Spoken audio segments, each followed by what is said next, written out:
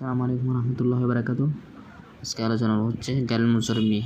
গালিল মুনসারিফ ওই ইসমকে বলে যাতে আসবাব ও মানা সরফের দুইটি স্বভাব অথবা দুইটির সমান একটি স্বভাব পাওয়া যায়।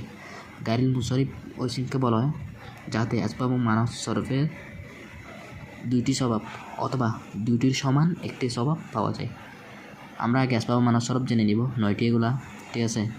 আসবাব মানা সরফ 9টি এগুলো জেনে নিলে আমাদের জন্য সহজ হয়ে যাবে গালিল মুনসারিফ চিনা। আসবাব মানা সরফ হচ্ছে 9টি। 1 নম্বর হচ্ছে আদল, 2 নম্বর হচ্ছে ওয়াসফ, 3 নম্বর হচ্ছে তানিস, 4 নম্বর হচ্ছে মারিফা, 5 নম্বর হচ্ছে উসমা, 6 নম্বর হচ্ছে জমা, 7 নম্বর হচ্ছে তারকিব, 8 নম্বর হচ্ছে উজুন ফেল, 9 নম্বর হচ্ছে আলিফে নুনে জাইদা, ঠিক আছে। প্রথম আদল সম্পর্কে জানবো। আদল বলা হয় মাদ্দা মানা ঠিক রেখে কোনো ইসিমকে একটি সূরত থেকে অন্য একটি সূরতের মধ্যে পরিবর্তন করাকে আদল বলে, ঠিক আছে। আদল বলা হয় মাদ্দা অর্থাৎ মুলাক্কর এবং মানা অর্থাৎ অর্থ ঠিক রেখে কোনো ইসিমকে একটি সূরত থেকে অন্য একটি সূরতের মধ্যে পরিবর্তন করাকে আদল বলে। মাদ্দা মানা ঠিক রেখে কোনো একটি ইসিমকে একটি সূরত থেকে অন্য একটি সূরতের মধ্যে পরিবর্তন করাকে আদল বলে। যেমন উমারুন শব্দটি আমিরুন থেকে, অর্থাৎ উমারুন শব্দটি আমিরুন থেকে নির্গত, আমিরুন থেকে এসেছে, ঠিক আছে। এখানে দেখুন মাদ্দা অর্থাৎ মুলাক্কর, আইন মিমরা এগুলো মুলাক্কর, ঠিক আছে। এগুলো কিন্তু সেম, আমিরের মধ্যে আইন মিমরা সেম, ঠিক আছে। মানা অর্থ ঠিক আছে, উমর অর্থ একই, আমের অর্থ একই একটি নাম, ঠিক আছে। মাদ্দা ঠিক আছে, মানা ঠিক আছে, অর্থ ঠিক আছে, মুলাক্কর ঠিক আছে, কিন্তু একটি সূরত থেকে অন্য একটি সূরতের মধ্যে কী হয়েছে, পরিবর্তন হয়েছে, আমিরুন থেকে উমারুন হয়েছে, ঠিক আছে। তাই জন্য এটা কি আদল। আদল বলা হয় মাদ্দা মানা ঠিক রেখে একটি ইসিমকে অন্য একটি সূরতের মধ্যে কী করা, পরিবর্তন করা, একটি সূরত থেকে অন্য একটি সূরতের মধ্যে পরিবর্তন করা। যেমন আমিরুন শব্দটি উমর শব্দটি আমিরুন থেকে নির্গত, অর্থাৎ আমিরুন থেকে এসেছে। জাফিরুন শব্দটি জাফির থেকে কি নির্গত, জুফারু জাফিরুন থেকে এসেছে, উমারু আমিরুন থেকে এসেছে। তারপর আসুন ওয়াসফ, যে ইসিম কোনো অনির্দিষ্ট গুণবাচক জাতের উপর বোঝায় তাকে ওয়াসফ বলা হয়। অর্থাৎ যে ইসিম গুণ বুঝাবে, কী বুঝাবে, কোনো গুণ বুঝাবে অনির্দিষ্ট, যেমন আহমারু লাল। ওয়াসফ তো কি গুণ বুঝাবে, ঠিক আছে।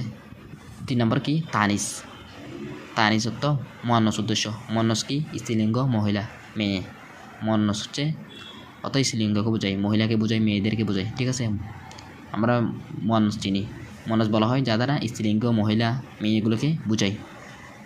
তো যেমন জাইনাব একটি মহিলার নাম না, তো মুয়ান্নাস। 4 নম্বর আসুন মারিফা দ্বারা এখানে কি উদ্দেশ্য, আলম কি নির্দিষ্ট নাম, মারিফা দ্বারা এখানে কি আলম উদ্দেশ্য, আলম কি নাম, নির্দিষ্ট নাম বোঝাবে। যেমন জাইদ একটি নির্দিষ্ট নাম, আশিক নির্দিষ্ট নাম, ফাতেমা নির্দিষ্ট নাম, ঠিক আছে, নির্দিষ্ট নামকে বোঝাবে।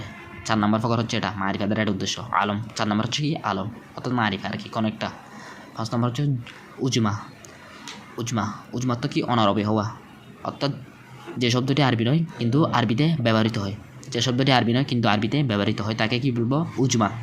যে শব্দটি আরবি নয় কিন্তু আরবিতে ব্যবহৃত হয়, যেমন ইব্রাহিম আমরা এটা কোরআনে ব্যবহৃত হয় না, আরবি না, এটা আরবি ব্যবহৃত হয় কিন্তু আরবি শব্দ না, এটা ফারাসি শব্দ, ঠিক আছে।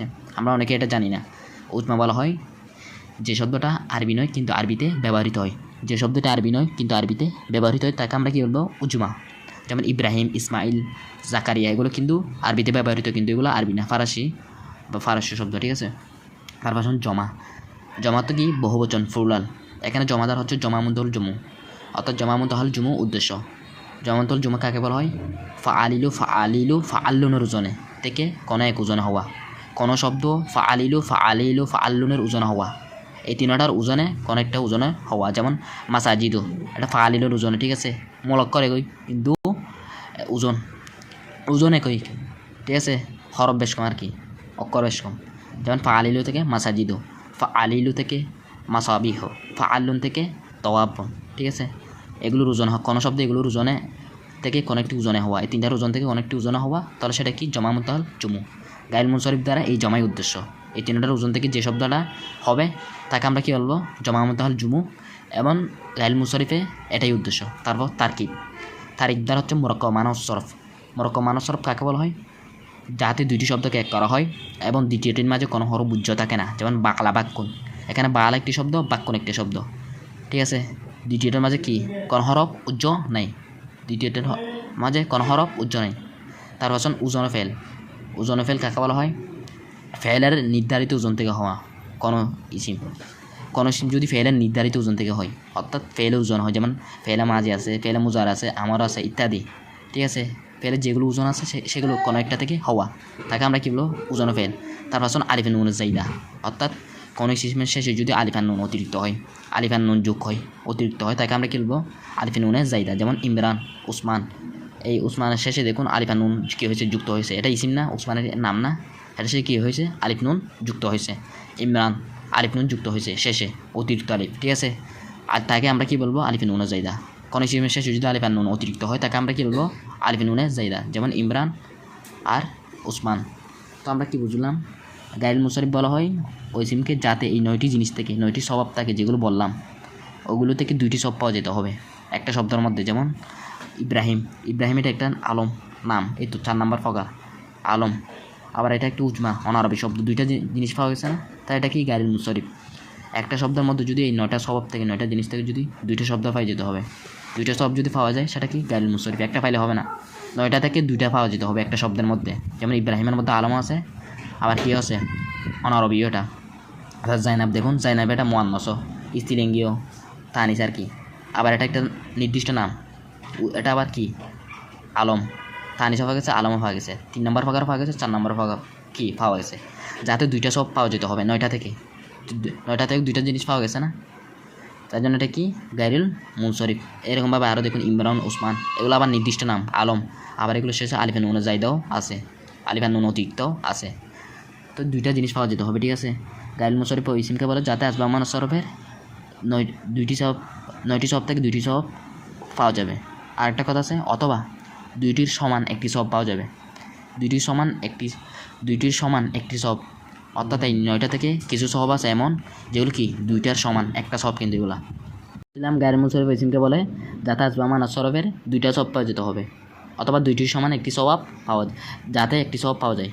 তো আমরা বুঝলাম 9টি জিনিস থেকে যদি একটা শব্দের মধ্যে যদি 2টা জিনিস থাকে, আমরা সেটা কি বুঝে নেব? গাইরুল মুনসরিফ। এই 9টা থেকে যদি একটা শব্দের মধ্যে 2টা জিনিস পাওয়া যায়, তাহলে আমরা কি বুঝে নেব? গাইরুল মুনসরিফ বুঝে নেব। আরেকটা এখানে কথা বলছে, সেটা হচ্ছে 2টির সমান একটি সব পাওয়া যেতে হবে। 2টির সমান মানে এমন একটা সব পাওয়া যেতে হবে, এমন একটা জিনিস পাওয়া যেতে হবে যা 2টির সমান, অর্থাৎ যা একটা নিয়ে যথেষ্ট, 2টা পাওয়া যেতে হবে না। সেগুলো হচ্ছে জমা মুতাহাল জুমু, তানিস আলিফা মাকসুরা, তানিস আলিফা মামদুদা। এই 3টাই হচ্ছে কি? 2টার সমপরিমাণ একটি স্বভাব। এগুলো একটা পাইলে কি? যথেষ্ট। এগুলো একটা পাইলেই যথেষ্ট, এগুলো 2টা পাওয়া যেতে হবে না, ঠিক আছে। এগুলো একটা পাইলে যথেষ্ট, এগুলো ফেলে আমরা বুঝে নেব, একটা পাইলেই বুঝে নেব এটা কি? গাইরুল মুনসরিফ। আর এগুলো যদি না হয়, এই 3টা যদি না হয়, এই 3টার বাইরে যদি হয়, তাহলে কি? অবশ্যই 2টা জিনিস পাওয়া যেতে হবে এই 9টা জিনিস থেকে।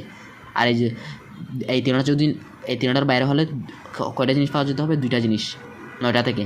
আর এই 3টা যদি পাওয়া যায়, অর্থাৎ যদি জমা মুতাহাল জুমু পাওয়া যায়, অর্থাৎ ফাআলিলুর জন্য যদি কোনো শব্দ হয়, ঠিক আছে।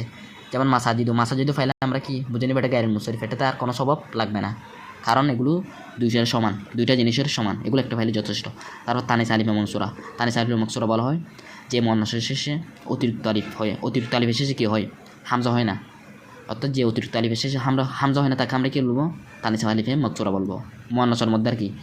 যেমন হবলা, সুবলা। তারপর তানিস আলিফে মামদুদা, যে অতিরিক্ত আলিফের শেষে হামজা হয়, তাকে আমরা কী বলবো? তানিস আলিফে মামদুদা।